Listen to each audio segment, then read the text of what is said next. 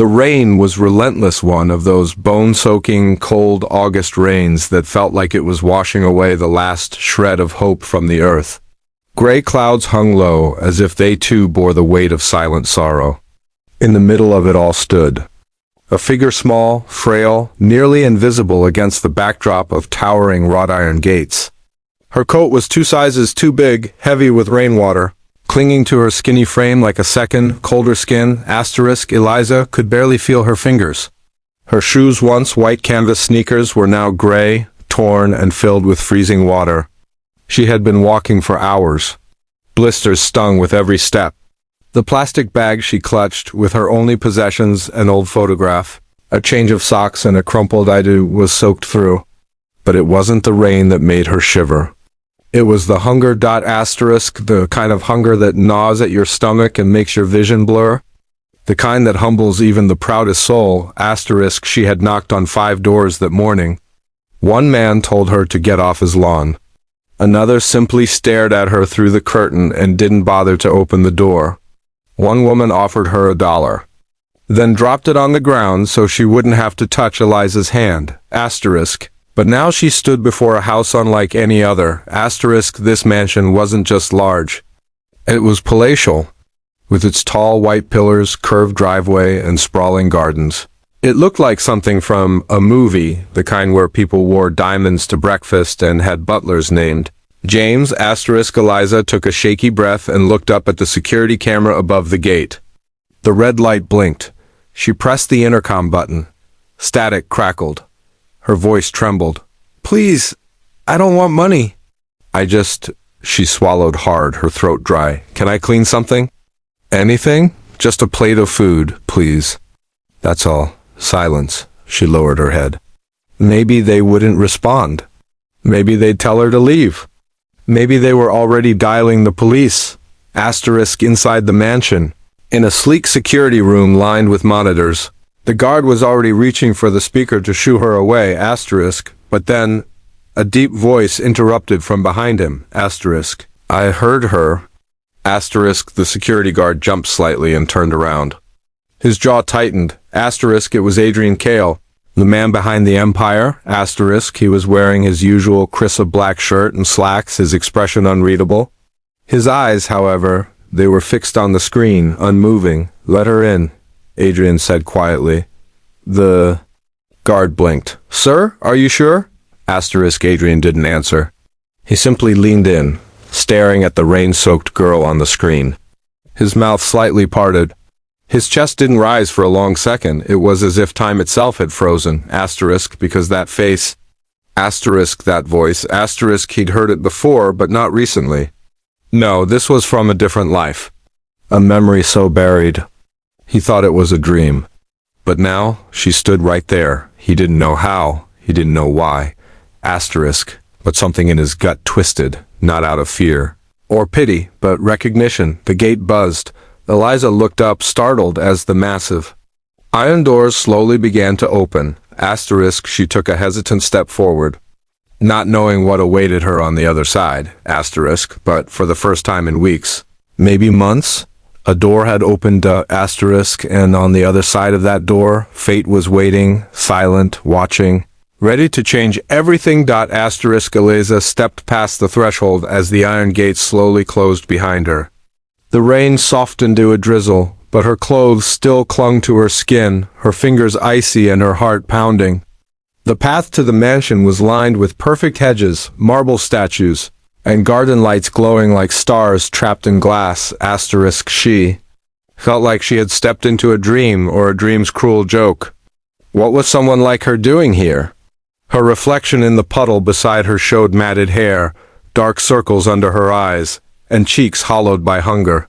She almost wanted to turn and run. The grand oak doors swung open before she even reached them. "Come in," said a soft voice. A housemaid in a crisp black uniform stood waiting. Her brows pinched together, not in disgust but concern. Eliza followed her inside, her soaked sneakers squeaking against floors so polished she could see her reflection in them. Inside, the world transformed. Towering ceilings stretched above. crowned with gold-trimmed chandeliers that shimmered like stars. Oil paintings in gilded frames lined the walls, each one a masterpiece. A sweeping staircase spiraled like a ribbon of ivory, and somewhere in the distance, the soft melody of piano notes drifted through the air. But what struck Eliza wasn't the grandeur, it was the warmth. Despite the marble, the glass, and the silence, the mansion didn't feel cold. She stood awkwardly near the entrance, dripping water onto a priceless rug. The maid tried to take her coat, but Eliza flinched. Sorry, Eliza whispered. I'll work for it, please. Just let me clean something first. Before the maid could reply, footsteps echoed from above. Eliza looked up, and there he stood, on the landing at the top of the stairs, one hand on the mahogany railing, his silhouette striking even in the dim light. Adrian Kale, she didn't know his name. She didn't know his net worth or that he was considered the most elusive billionaire in the state. She didn't know he was the CEO of the fastest growing tech empire in the world, but she felt something when she saw him, not fear, not awe, something stranger, recognition. Adrian stared at her. His gaze wasn't cruel or distant, it was searching, piercing, as if he were trying to read something hidden beneath her skin. Then, without a word, he nodded once at the maid and descended the stairs. Feed her, he said quietly. Give her something warm to wear. And when she's rested, bring her to me. Eliza didn't understand. She expected suspicion, hostility, a warning to leave. Instead, she got kindness, and she didn't know how to receive it. Eliza sat at the end of a long oak dining table that could seat 20. In front of her was a bowl of steaming soup, freshly baked bread, and slices of soft fruit she hadn't tasted in years. Her hands trembled as she held the spoon, afraid it was all a dream. But when the broth hit her tongue, she nearly cried. Not because it was delicious, but because it reminded her of what it meant to feel human again. The maid returned with dry clothes and guided her to a guest bathroom. Marble floors, heated towel racks, a robe softer than anything she'd ever worn. She stared at her reflection in the mirror, her cheeks flushed now, the shadows under her eyes a little less severe. She looked alive. Later, the maid escorted her to a study. The walls were lined with books, thousands of them. A fireplace glowed softly, its warmth inviting. And there, seated in a leather armchair by the window, was Adrian. He rose when she entered. She expected him to ask for her ID, her background, her intentions, but instead he gestured to the chair across from him. Sit, please. She did. He watched her for a moment, silent, thoughtful, and then he opened a drawer and pulled out a worn photograph. Do you know who this is? He asked gently. Eliza leaned forward. The photo was old, faded, a group of kids in mismatched clothes standing outside a rundown group home. Her breath caught in her throat. That was her 15 years ago. She blinked. Where did you get this? Adrian turned the photo toward himself again, his voice quiet, almost reverent. I lived there for a month. Before I ran away. You gave me half your sandwich the day I arrived. Eliza gasped, her heart slammed in her chest. I remember, she whispered. You were the quiet boy. Curly hair. Never talked. He nodded. I never forgot that day, Adrian said. You had almost nothing, but you shared with me. You didn't look at me like I was trash. You smiled. Like I mattered. Tears burned behind her eyes. I always wondered what happened to you. She said. I built everything you see now, he replied. But I was always looking for something, or someone. And when I saw you on that security screen, I froze. Silence stretched between them. Then Adrian stood and walked to the window. You saved me once, he said quietly. Now it's my turn. Eliza sat still, stunned. She didn't know whether to cry, scream, or run. The past and present were colliding too fast for her to process. But one thing she knew for sure. And just a second chance. This was the beginning of something life-altering. Morning light streamed in through the tall arched windows of the guest suite, casting soft golden hues across the room. Eliza blinked against the unfamiliar brightness, the silk sheets whispering beneath her as she sat up slowly, unsure for a moment where she was. The scent of fresh linen, warm croissants, and sunlight-drenched air filled the space, a far cry from the concrete alley she had woken up in just 2 days ago. Asterisk beside her bed sat a tray with breakfast, fluffy eggs, sliced, fruit, coffee, orange juice, and a tiny vase with a single white rose. A robe hung on a nearby hook with neatly folded clothes beside it, simple but beautiful, soft fabrics, earth tones. Her size, asterisk, she stood, wrapping herself in the robe, moving across the thick carpet like a ghost afraid to disturb the silence. The room, hers, apparently, was massive. Not just a guest space, but a carefully arranged sanctuary. Someone had gone through great effort to make her feel welcome, seen. Asterisk, but why? Asterisk, why would a man like Adrian Kale, a billionaire CEO, a tech empire giant, go out of his way for her? A knock at the door. She opened it gently. A kind-faced woman with silver hair smiled at her. Asterisk, "Good morning, Miss Eliza," Mr. Kale asked. "If you join him in the garden after breakfast." She nodded slowly, unsure if she was dreaming again. When she stepped out into the garden an hour later, freshly showered and in soft flats that actually fit, she spotted Adrian near the koi pond. He wasn't in a suit, just a simple dark sweater and jeans. Hands in his pockets, looking at the water like it held answers. Asterisk, "You slept okay?" he asked without turning. Asterisk, she hesitated, then replied honestly, "Better than I have in years." Asterisk, he finally turned toward her, offering the faintest of smiles. "Good, that's a start." Asterisk, they sat on the stone bench beneath the willow tree, its branches swaying gently in the breeze. Asterisk, "I've arranged a few things," he said calmly. "A therapist, a private coach to help you rebuild your resume. You mentioned you never finished school. We can fix that too. There's no rush. You take this at your pace?" Asterisk, she stared at him, mouth slightly open. "Why? Why are you doing this?" He looked down at his hands for a moment, then at her.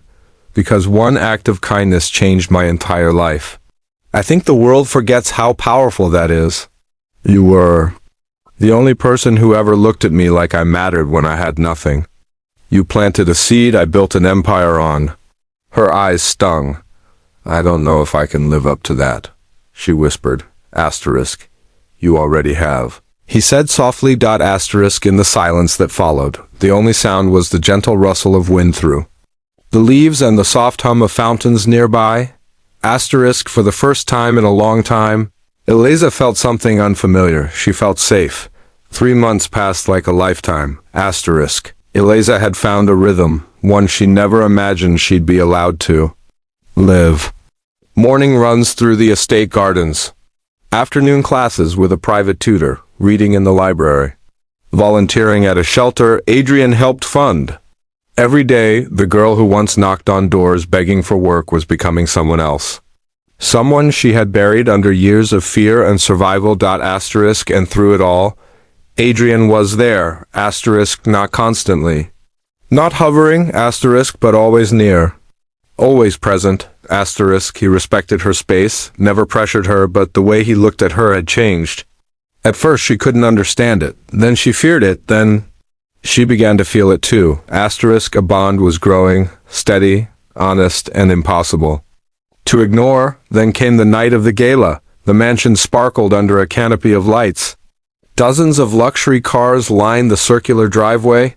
Inside, the chandeliers blazed, orchestras played, and the air buzzed with the scent of perfume, champagne, and power. Asterisk, Eliza stood at the top of the staircase in a deep navy gown, one chosen by her.